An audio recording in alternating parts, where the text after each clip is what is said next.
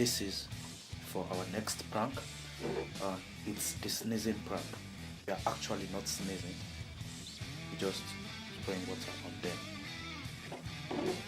Yeah, this is for spraying. Just fill this with water.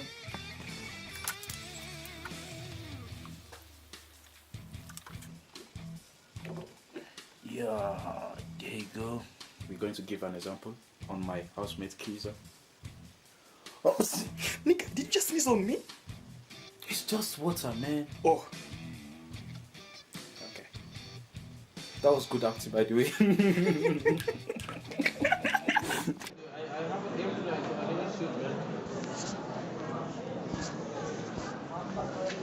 Oh, I'm sorry. You can clean it. Okay. Let me clean it for you. No problem. Oh, sorry.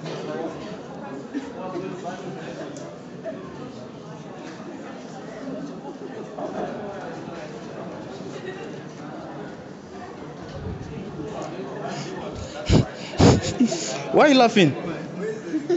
Actually, it was this. Funny.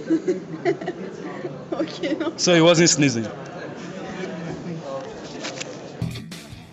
لا كده كتير